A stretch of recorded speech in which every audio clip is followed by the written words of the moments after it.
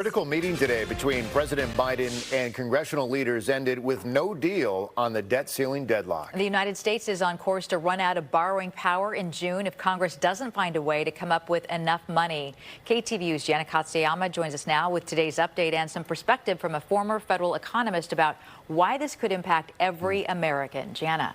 And it certainly is broad-reaching if it does get to that default. Bottom line is that if the U.S. can't find the funds to make good on its payments, that could impact everything from people's retirement funds to Social Security checks and paychecks for government contractors and employees. At the White House Tuesday, President Biden's meeting with the top 4 congressional leaders lasted more than 1 hour. I made clear during our meeting that default is not an option.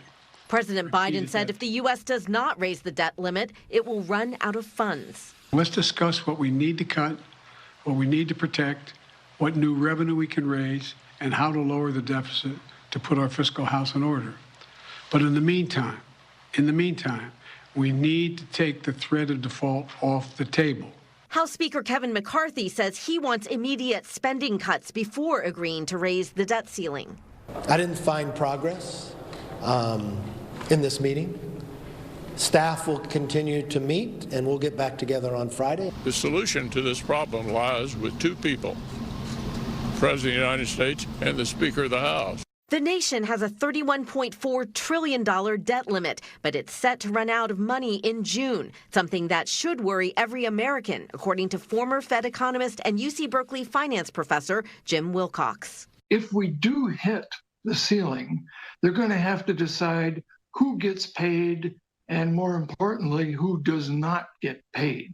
Wilcox says that includes payments to government employees, the military, Social Security and welfare recipients, and government contractors, which all could be in jeopardy. If they're not getting their checks, they're not going to be spending as much in restaurants or clothing stores or any place else, and that will ripple through the economy with great force.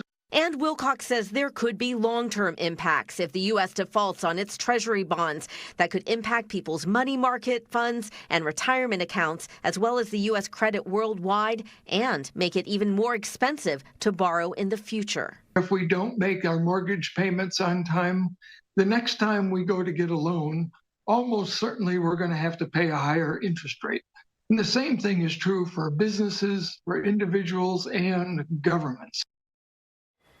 And today, following the meeting, President Biden did not rule out a short-term increase until September 30th. But again, Mike and Julie, the staff are working, continued working today, will be working this week, and they are hoping to have another meeting between the president and those 4 congressional leaders on Friday. All right, that deadline fast approaching. Jana, thank you.